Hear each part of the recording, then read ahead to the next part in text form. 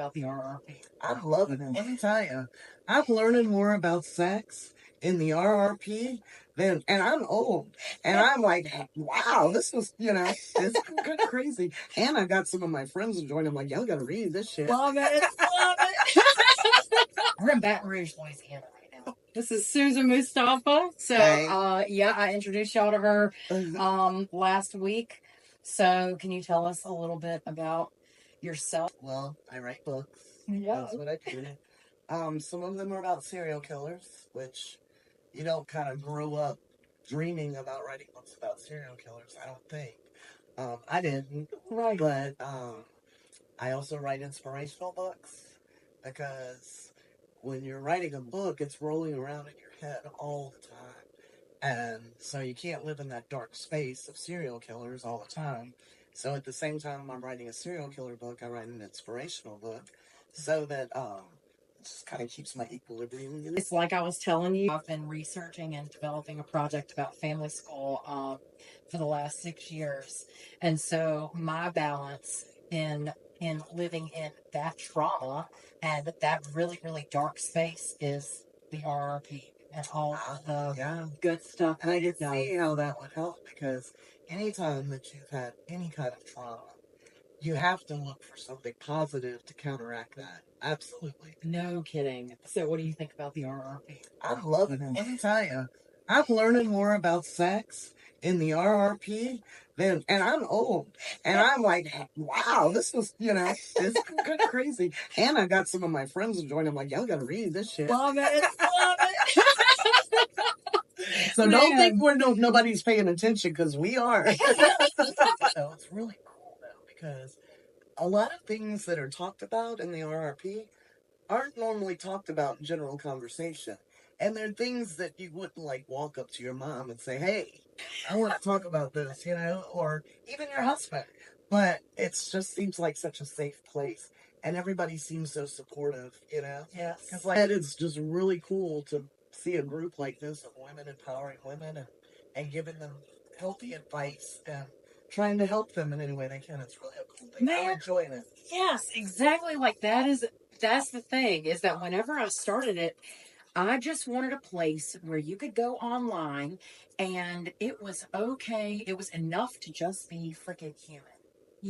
Where your cheap opinions are not wanted and they're not valuable there, and where you don't can we just like support each other and can we all just get along, and it's been an amazing thing because at night, I'll sit there and scroll and read. I read the comments. Like I read the whole post and then I read the comments, and it's amazing to see that people are really trying to give good advice and help people with whatever situation they're in. And it's such a diverse situationally where you could have this person having a problem with their child or their husband or sex or whatever, their job, and everybody tries to help and everybody has really good answers. It's like I've been really enjoying it. I love that. Yes, yes. My gosh, I love that so much because that really is just kind of like the nature of the place, and that was what I always dreamed for it to be. And what it is now is just so far exceeded anything that I ever could have dreamed. It has what, like 35,000 people in that group? And everybody's nice? How is that even possible in today's world? You know what I'm saying? It's crazy. It's 35,000 women from 33 different countries. Wow. So you're talking about from every single walk of life. It's a crazy world that we live in, and to be able to go somewhere in the metaverse and to feel safe, that is... what an amazing thing it really is. And I'm telling you, I've been telling my friends and they've been joining. You and I were talking the other night because For 4 hours? 4 hours on the phone. So I watched The Most Dangerous Animal of All, the series. So if you haven't watched it yet, it is available on Hulu and Disney Plus. And that is based on what? Well, The Most Dangerous Animal of All. It's the book I co-wrote with Gary Stewart that became a New York Times bestseller. And then FX decided to make a docuseries based on the book. It's a 4-part docuseries. Keith Davidson was the director, and he's incredible. Despite what you think, I love Keith. He was a great director. I learned so much, and I just really enjoyed working with him up until a point, and then until a point. Up until episode 3. Yes. Up until episode 3. Oh my gosh. So, can we talk a little bit about that? Because like this was something that you had worked on for a very long time.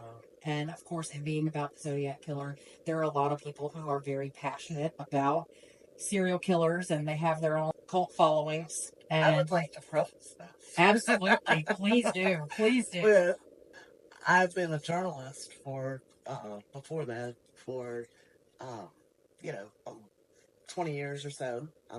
And I had written several serial killer books and inspirational books before that, and had worked really hard because when I was in college, I had this mentor who just really drilled ethics into me, and so my integrity was always what was top of mind with any project I worked on.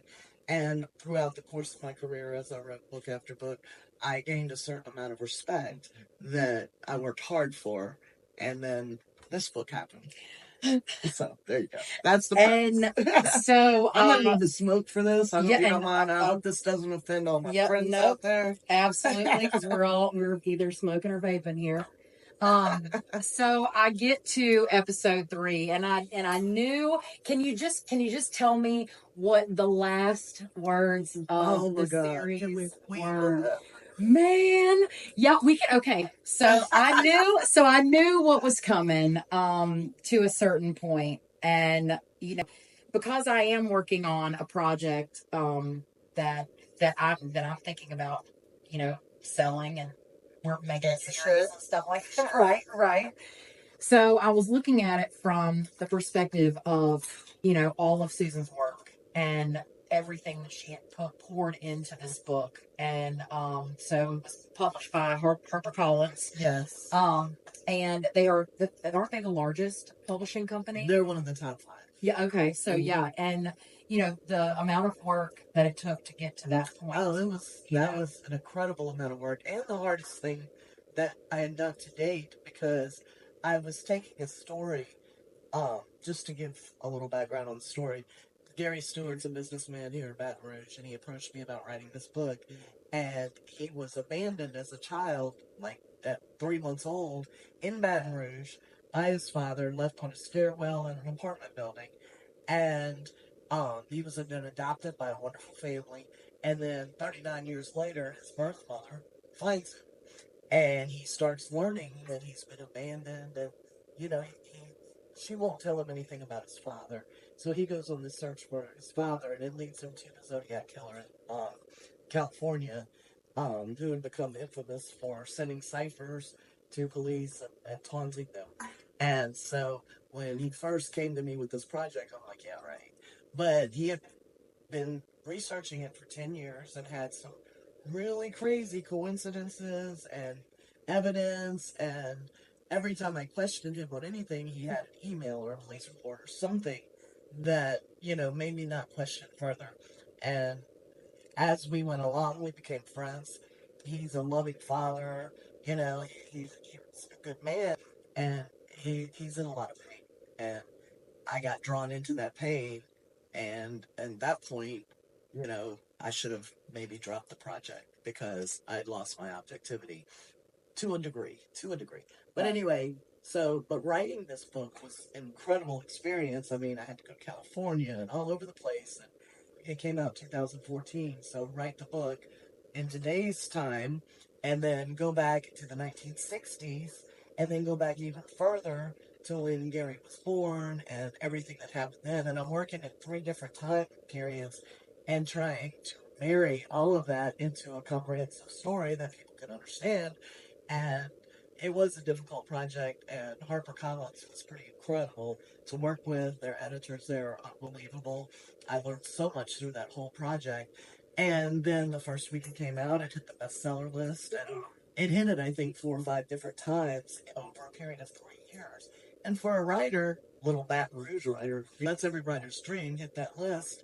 And it kept doing it. And it was just like, this is the best ever.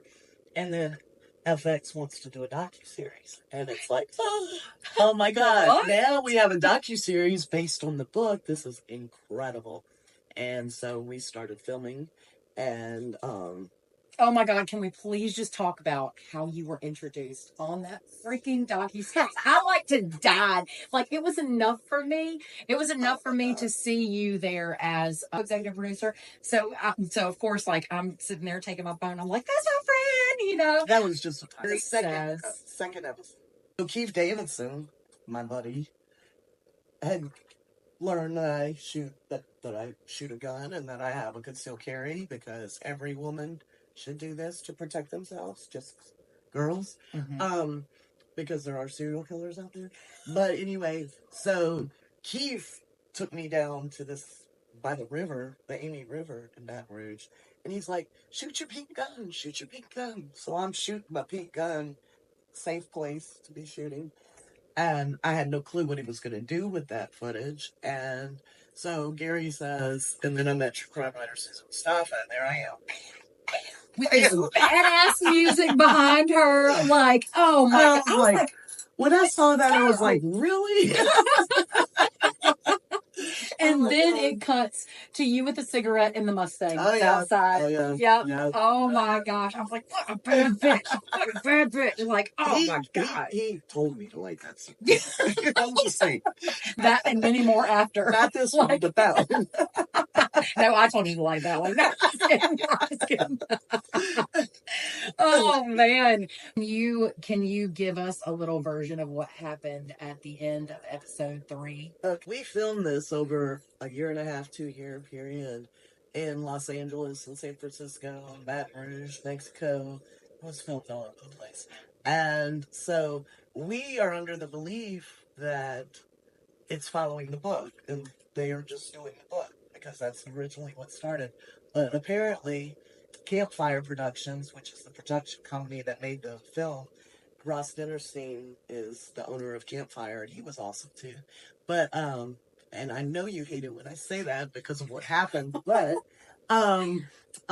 so about halfway through, they had hired a private detective, and we knew that, and I was not uncomfortable with that because I didn't think anything was wrong, and so they had hired a private detective to go and retrace all of Gary's claims and everything that happened in the book. And so apparently they found some discrepancies and they didn't tell us. And apparently, from what I understand, they went to FX and said, look, we found discrepancies in this story. We sold you this based on the book, but we've now found discrepancies and we don't know what to do because, you know, this is what we sold you. And they were very upfront with FX. And FX says, good, that's even better. Follow it. And so we're filming this whole thing. And Gary and I have no idea that they've gone off script. And so finally, and I'll be honest, they thought that perhaps this had been a con all along. They wanted to find out, you know, if this had been deliberate or not, you know. And so they tell us they want to bring us to San Francisco or Los Angeles, I don't remember which one, and film our final episodes and do our final interviews.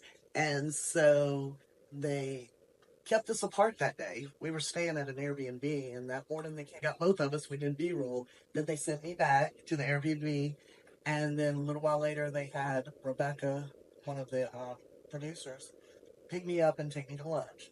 And I knew something was going on then because she said, do me a favor, don't look at your phone. And I'm like, what do you mean don't look at my phone? Well, we're asking Gary the hard questions today, and we don't want him to give you a heads up.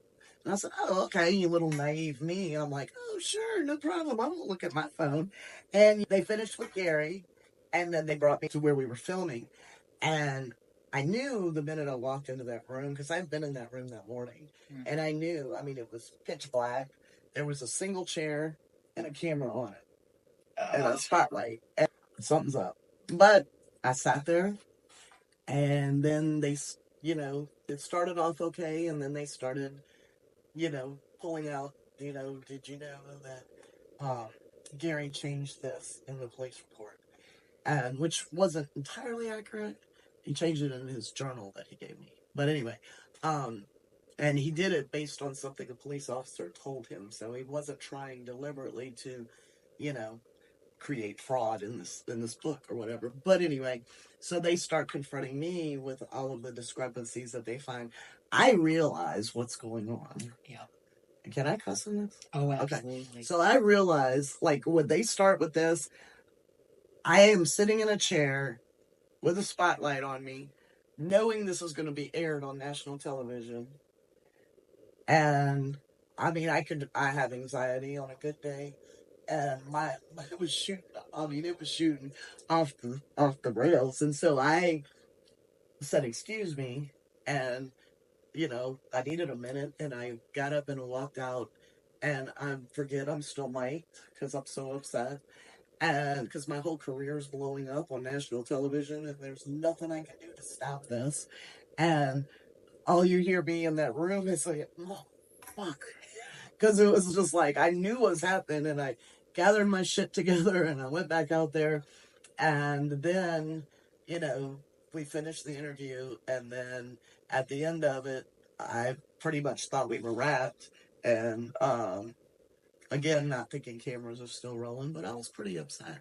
And then, but it's like at that point, all you could do was laugh because you got to the top and now you're going to be hurled back to the bottom on national television in a very public way.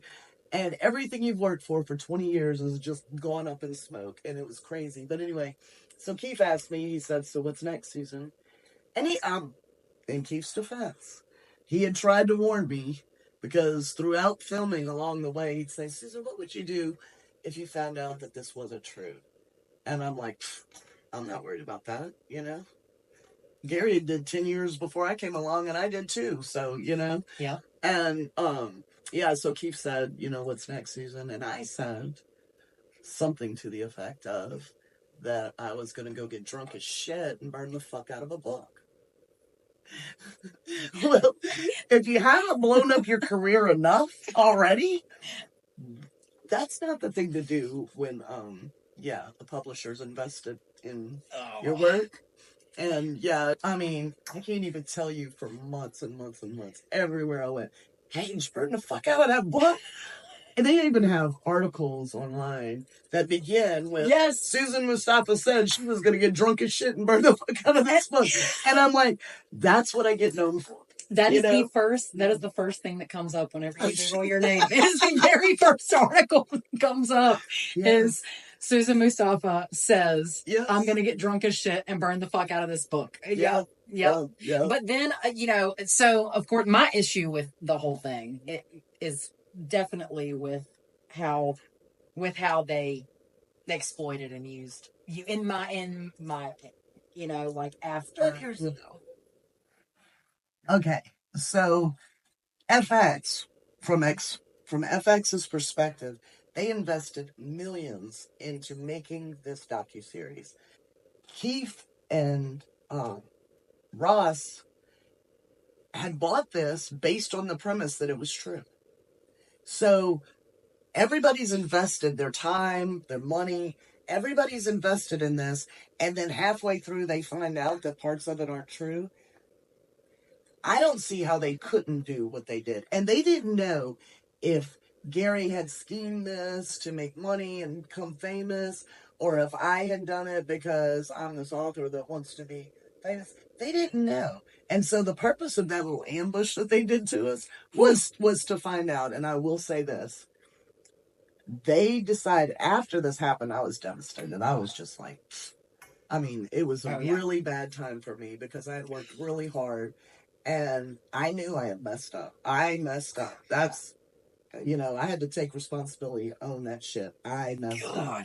I didn't do what I should have done, which was go behind him on everything he had done prior to me coming into the picture and reinvestigating everything. That's where I messed up. Yeah. Before that and since that, every book I've ever written, I do all the research myself or with my co-author together. So everything is upfront, transparent. But he had this 500-page journal that he had already written based on everything. And he had I mean, all kinds of emails, and he had a lot of evidence. Oh yeah. And so a lot. I trusted.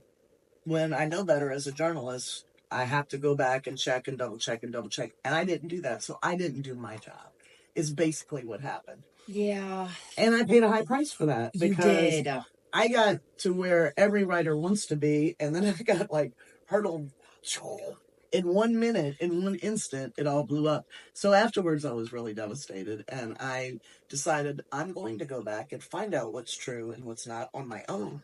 And I started doing that by going back and interviewing everybody he interviewed before I was a part of it. And, just going back and talking to police and everybody involved.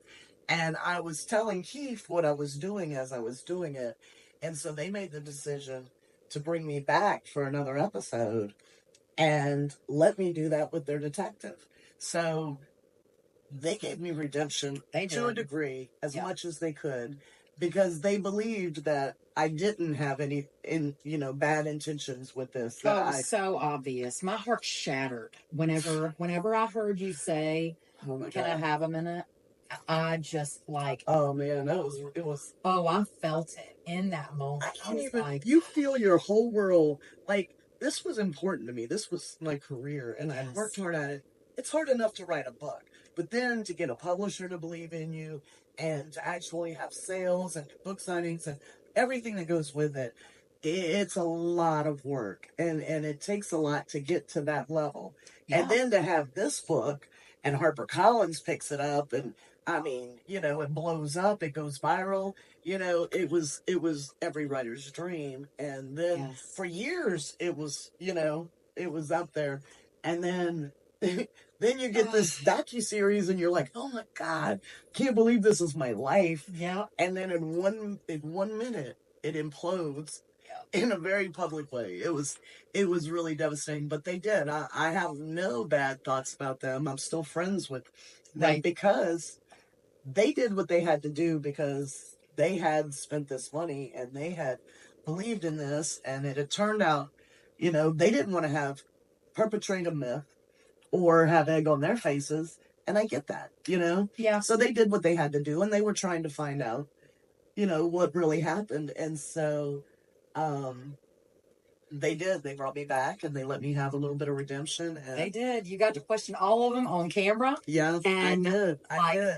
And there was no denying that you were deceived. I don't think Gary did it purposefully.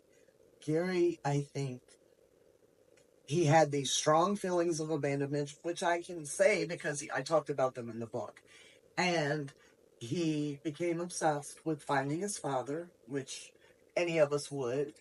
And when he zeroed in on that it was the Zodiac killer, that narrative, instead of, he started making the pieces fit instead of trying to disprove his theory. And that's what happened with him. And till today, he still thoroughly believes it. I don't believe his father was the Zodiac killer anymore. But he does. He still totally believes it. And I believe he has to, because it's part of his identity now.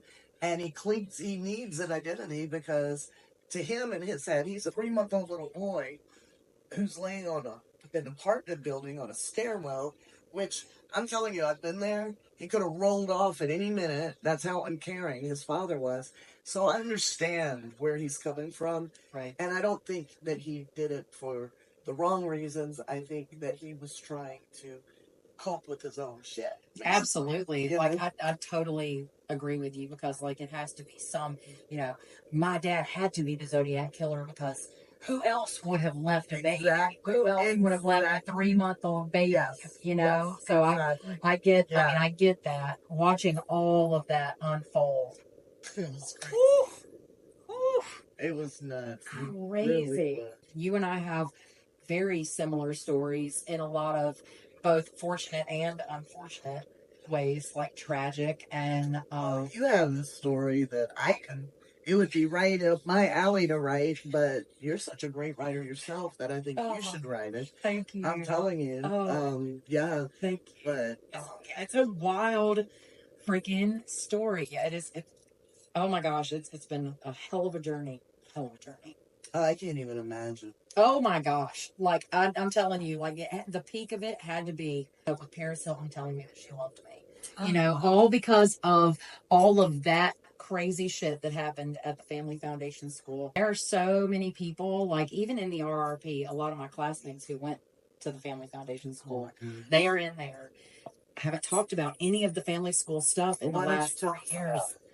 Oh my gosh. Well, so for anybody who doesn't know, I was kidnapped out of my bed on September 1st of 2001. So 10 days before the towers fell. Oh my gosh. And I had just found my dad dead 7 months before that. And my mom and my grandmother had gone up to the school, and she had been sold a bill of goods. That was absolutely untrue. Absolutely untrue. And so they came and they tied me up in the middle of the night. And it was two people who came into my room. And, you know, I was so scared. Oh, I was so scared. I was screaming for my mom. I was screaming for my brother. And neither one of them were at the house because they had told my mom that it would be, it would be best if she left. And so she did. And they threw me in the car. And what was so crazy was that I went to the airport with them, and I was so scared, you know, because they were like, you know, we can do this easily or the hard way. And so I went, of course, and I still had no idea what was going on. But when we got to the airport, one of my mom's friends was there waiting for a flight. And I wanted for her to ask. I wanted for her to be like, who are these people you're with? You know, she didn't. And I asked her on Facebook if she remembered seeing me at the airport that day. She hasn't answered me, but that's okay. Yeah. So I was there for 21 months, and I was told that my dad killed himself to get away from me. But that guy who told me that, so I called him out publicly in 2018, and he was told by his attorneys to not speak with me. So I've talked to over 400 people that have some affiliation with the family school, whether it's students, whether it's staff, whether it's parents, grandparents, friends, brothers, sisters, aunts, uncles, you know, even some escorts, some kidnappers.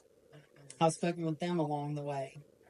That whole thing, like, now that I've spoken with all those people, you know, I was after healing, because what happened was in 2018, September 2nd, 17 years to the day, like, because I got kidnapped out of my bed September 1st of 2001. September 2nd of 2018 is when it hit the front page of the New York Times. And so it was talking about the alarming death rate of my peers. Because there are, that's cool. Yeah. Yep. It's weird how there's so many. So at that time, I think it was like 112. And now I think that we're at like 150 or something, 150 or something like that. So any kind of abuse that you can think of. But I think that, so of course, the sexual abuse. I did not experience sexual abuse. A lot of people that I know did. But the psychological abuse was the worst. The worst, because, like, they stripped you down. You know, their philosophy was that we're going to strip you down and then we're going to build you back up, except for they forgot to build you back up. They never did. So they stripped your identity. Everything that had to do with me before the age of 16, my mom got rid of. They stripped me of my entire identity. There's nothing that exists of me prior to the age of 16. Nothing. So any of my journals, any of my writings, any of that stuff that made me who I was, they told her to throw it away, and she did. So it's all gone. I will say this. Back then, we talked about the Brown School in Texas. Yep. That school, oh my gosh, so many kids died there. And there's affiliated with the family school. There was a documentary about it. And I mean, it's just a fascinating story of what happened in the school to these kids. And parents are thinking, you know, there's something wrong with my kids, or my kids gifted, whichever way they go. Mm-hmm. And we're going to send them here and they're going to be magically better. And what these schools did was unforgivable. Oh my God. It was crazy. It really was unbelievable. So, I was just telling you about that freaking asshole that told me that my dad killed himself to get away from me. Yeah. So I get a phone call about a month ago, and I get to be the one. Now, I'm not saying that I wish death on anybody. I don't, live with it, whatever. But I also ain't sad about it either. So I got to be the one to go in. I don't even know if I want to hear this. Okay, I'm sorry. So I got to be the one to go in and break the news to our community that Jan Cherupko had taken his last breath. And I said, so my post is, Jan Cherupko is dead. Sorry, I'm not sorry. That's the post. Oh, really? That's what I said. But prior to that, Jan had unburdened himself in a deposition saying that he had known about Paul Gear, who was our choral director. They had known about him molesting children since the late 90s. And he had to unburden himself on his deathbed. So in February is whenever he gave this deposition. I read the 249-page deposition in its entirety. Jan was my family leader. And given the things that he said, some people will say, oh, well, at least he got it off of his chest before he died. Fuck that. You know what, man? You knew. You let kids go under this man's thumb. That's what I have a problem with. Is, I understand you're not a molester. Aren't you just as guilty if you know for a fact that someone else is molesting a child and you don't say something about it to the police? Because here's the deal, and everybody knows this: a pedophile, he's not going to stop at one. He is going to abuse every child that comes within his radius until somebody stops him. And if you know that person is doing that, and this happens a lot in families where nobody wants to say anything, nobody wants to be the one to tell the police, I'm saying you're just as guilty as he is if you don't. Because here's the deal.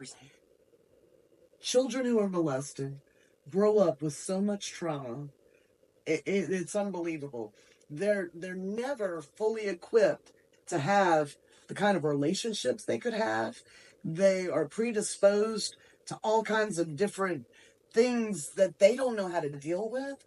And everybody just sits by and watches. And they know forever that you didn't stand up for them. Exactly. Like, they know forever. Yeah, that's my thing, man. No mercy when it comes to that kind of shit. So now I take back that I was a little shocked that you said you weren't sorry that he was dead. I take that back. I am not at all. Now that I fully understand what's going on here, I take that back, because anybody that has anything to do with molesting a child. Oh yeah. And so he had said in this deposition that also the some of the administration knew, and they said whenever he very nobly went and said, Paul should be fired, and Rita, who was the owner of the school at the time, said he's too valuable as our choral director, which the music is one of the top marketing tools that they used, because we went to the North American Music Festival. We went and sang, whether it was Toronto, Canada, or Washington, D.C. We went and performed in all of these places. And Paul was a fucking monster. If I did not sing the correct note, then you bet your fucking ass I was going to pay for it, or anybody was going to pay for it. This man told a group of children. I just saw him in shackles and handcuffs because he's just been indicted by the FBI. They have a 95% conviction rate. So in April, so I also got to break the news about that to our community, which was awesome, because I get a phone call from my friend who is, oh my God, shout out to her. She freaking knows exactly who the hell she is. She calls me and she goes, Annelle, I just have to tell you, I cannot break this news, but I need you to know that Paul is in handcuffs in the back of a cop car right now. And I was like, no fucking way. She was like, he has been indicted. And the charges, because the statute of limitations is up for everything, with the exception of the sexual assault that happened across state lines. That's it. So anything that happened in New York while we were there, this motherfucker gets away with. But the three that have come forward so far and have said that he did it over state lines, like at the North American Music Festival. Yeah, because y'all went to Canada, and y'all went here, and y'all went there. Absolutely. So all of that. Yep. All of that. Yeah. Yep. So he is still being held accountable for those. So I have been extremely silent about family school stuff because a student literally has been stalking me for the last 3 years. And when I say stalking, I mean that she has planned my death. She has taken people's credentials on Facebook and other platforms and has posed as them and sent me messages. She has my posts and photos plastered all over her office at her house. And when I found out about all this, I had no idea because I hadn't thought about this bitch at all. Like, but what happened was when I was under contract with a production company, I wouldn't give her their name. And so when I wouldn't give her their name, she called me with my daughter in the car and she like just went off. And I'm going to let you talk, because like, especially if you're just going off on me about absolutely nothing. She told me that my trauma was leading to red. She told me that I was being so dramatic because I wouldn't give her the names of the producers. I was being so dramatic that she was going to go to Burger King and get me a crown, which I have on my fucking refrigerator, by the way, waiting for the opportunity to freaking post it for that bitch. And so she told me that, she told me all kinds of freaking crazy shit, and that whenever my project failed, she was going to be there for me. And I was like, who gave you a license to be a trauma therapist? Because she's a licensed trauma therapist. And that was all that I said to her. That was literally the only sentence. And what the fuck can you say to that? Because you have just gone off on me. I ain't never met you in my life. And you have just decided that because I wouldn't give you a phone number, that everything that I was saying was fake and not true and blah, blah, blah. Now, I am incredibly glad that that contract that I had with the production company fell through. And that during COVID, because we had... She going away? I came face to face with her and she tried to talk to me. So I saw her at the hearing. I saw her at the hearing. She was like this. She goes, thanks for coming. Thanks for coming. She did the pageant wave. And I was like, this is not a fucking show. Did you do the... So I said nothing, right? So I said nothing right at first. And I knew because she made a freaking beeline for me. And I was like, bitch, read the room. Don't make me do it. Don't make me do it. So, because like if you're blocked on every platform and you think that it's okay to come and say hey to me, like you are going to get what you get, So we go, oh my God. After a whole hilarious freaking scene that happened in the elevator, which cracked me up. So we go into the courtroom and Paul has not come in his shackles yet. And so she comes in and she sits directly like right here to me. And so I'm turned around and I'm talking to somebody that I haven't seen in 20 freaking years. And like I told you, this is the very first time that I have ever seen this woman face to face.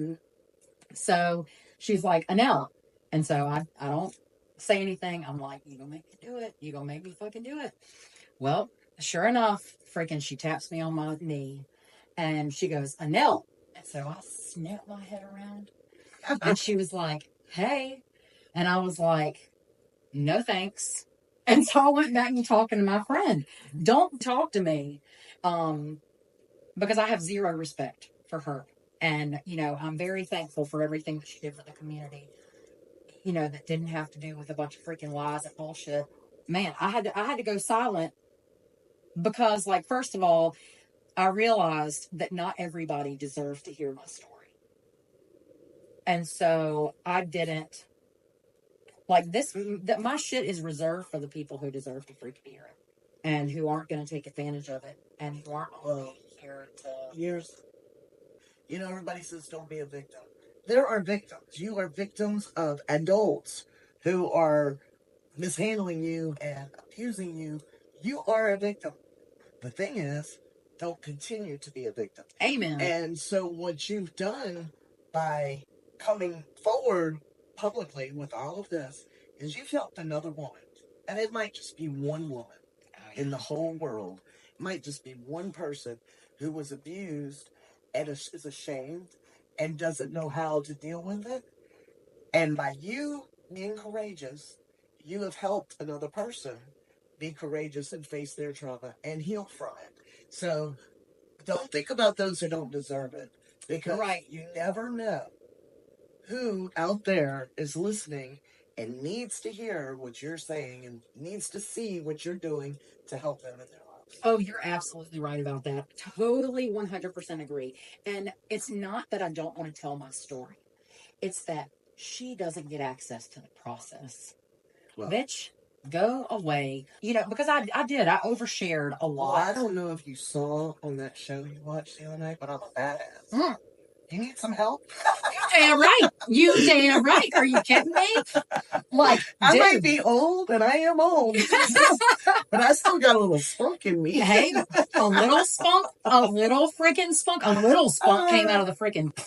That was a little spunk. The freaking, the second that I saw you with your freaking hand on that damn steering wheel with that freaking cigarette, I was like, this man right here, fuck with her.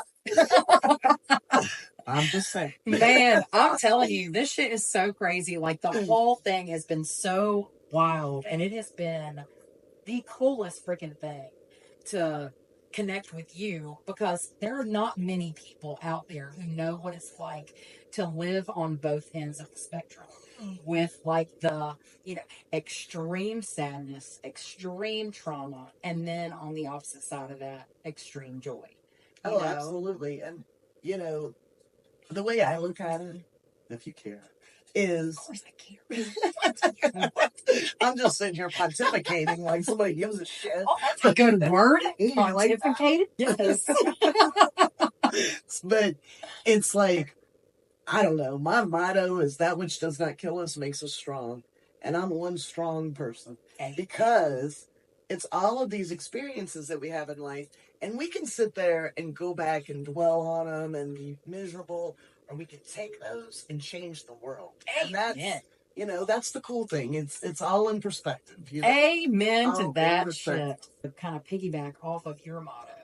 So then when we do that, when we take that pain and we turn it into power, do we not then literally change the past? It's not that we change the outcome, but when you change the way that you look at something, then absolutely. It changes very literally. So for me, now I have not had a nightmare about that freaking place. Now I used to have them at least weekly, where like Michael Seco, this monster. Oh my God, this motherfucker. They call him like psycho. Like, if that tells you anything, because he is a psycho. When I called him on the phone, and like, cause when I finally ran away, and he was outside of the payphone, him and his wife beeping their horn at me, asking me when I was going to come back to the school, and I was never coming back. And so in my nightmares, he'd be chasing me and then asking me, when are you coming back? But when I called that motherfucker, and I said, he goes, hey, this is Mike. And I said, hey, Mike. And he was like, yeah, who's this? And I said, it's Annelle. Guess what happened? He hung up on me. Oh, I bet. So now this motherfucker can never chase me in a nightmare, because he is the one who runs from me. Right. So I literally, in that moment, changed the past and took care of myself, my 16-year-old little baby self, who needed somebody desperately to stand up for her. Little did I know it was going to be me a lot of years later. That's usually the way it works. Yeah. Because I'm going to tell you, like, I could wallow in my shit, like, forever. Like, after that show, it was a good year. Oh, dude. Half of it was dreading it coming out, because I knew 6 months before it came out that this was going to happen. And so I can wallow in my shit. But at some point, you have to just pull yourself up and say, you know what? What can I do? I can't change this, but I do have to accept it and I have to rebuild, and I have to put myself back together again. And, you know, girl, I've been married 3 times, so I'm getting real good at this.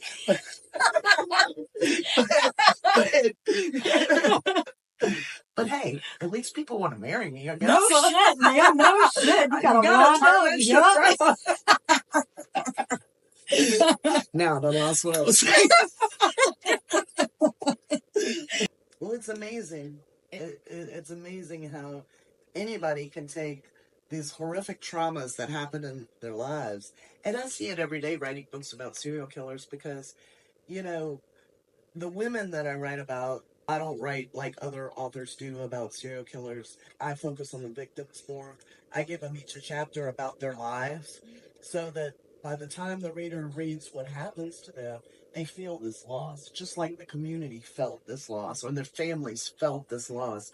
And out of these horrific things, a lot of times, these families will form foundations and different organizations that help women and protect women. And so, out of any tragedy, the only way to combat it is for good to come out of it. No doubt. You know, and you have to spin it to help somebody else who's experiencing something like that, or in whatever way you can, because that's the only way you get past the things that are happening to you is by putting good out into the universe and make it mean something. Exactly. Yep. Exactly. Yep. Yeah. And you and I have your upcoming book cover and things that you got coming out. All things.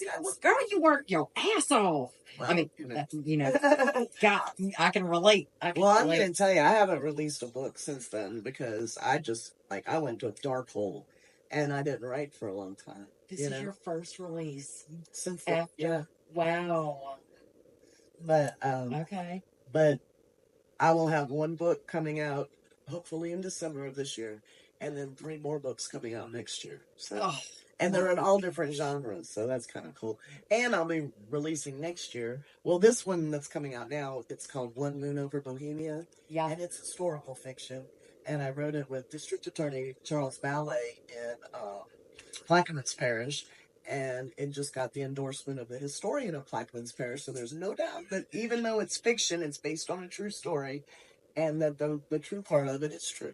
So that's coming out in December. And then next year, I am working with a fabulous country music singer named David Sabermain, who y'all should look up on YouTube. Definitely. He's incredible. And I also work with him at it's nonprofit, where we do, it's called Songs of Survivors, where we do songwriting workshops with veterans that are so powerful and incredible, and we're gonna maybe do something with the RRP and Songs of Survivors, huh? Yeah. Oh, it's such an incredible program, and the veterans just love it. And the songs we're creating are unbelievable. Just they tell us their stories, and then we write a song based on their stories, and then we record it, and they get a copy of the song they helped write based on their life. It's such a cool thing. So I'm doing that with David, and we're also writing an inspirational memoir about his life, which, you know, he's got that same been up to the top, shot back to the bottom, up top, shot, you know, so it's that same, that same thing, you know, and so that's going to be a really inspirational book. And then because that's how you and I connected, was through David. Yeah, because Zach plays bass with David, and so the very first time that I met David, he was telling me about you. And he was like, you would love Susie, you know. And so whenever I came over that first time, and we just sat there talking. There was one time when David was talking about something, and you snapped your head over at me. You're and so I was like, this is my girl here, you know. I thought that was so cool. And so you and I have, 4 hours on the phone together and stuff like that. Like, I can't wait until you tell them about testifying at Sean Gillis's. So testifying at his trial, and also going to the house. Death Row. Death Row. Oh, yeah. With Derek Todd Lee. Yeah. Okay, so Derek Todd Lee. And, but also going to the freaking house where all that shit freaking happened. Oh, my God. Like, I hope you tell that freaking story, because that is that shit sent chills down my spine, like just listening to you tell me about it. Oh yeah. Oh yeah. Oh my God. So we've got a lot to freaking talk about. There's just always, I mean, so much going on, but you know what? That's what life is, man. That's what makes it good. And you get one freaking life, as far as we know. You know, And especially when you're out there trying to do good for people, it every day just feels really good. So, you know, there's been a whole lot of times that, you know, I've gone through shit and now I have the secret though. The secret is you get through the shit by helping other people, and when you do that, it makes you feel good about you, and so you don't have to feel bad about the shit you were feeling bad about because you're feeling good about the good you're doing. And it's damn, you know what I'm saying? So yes, exactly. That's my secret. Excited to be hanging out with you, and I'm just so proud to know you because you're an awesome individual. You too, man. You too. We got some cool, freaking, and crazy shit. Individually, and we're doing all of that because I mean, like, this was bad enough. I don't want to go into all that shit. Not all of it. Not all of it. Like, we still got to reserve our, you know, we reserve some of our crazy. Yeah, because you can't let people, that's another flaw. You can't let people see all your crazy. Not all your crazy. No, you got to hold them crazy cards close. Yes. Or you never get married again. Or number 4 will never know. Number 4. Oh man, dude! Your turn. Oh my God, this has been so freaking cool. I think that we like cut it off here, dude. Thank you so much for agreeing to do this shit with me. Welcome. I know that people are gonna love this. Fun. Hell yeah!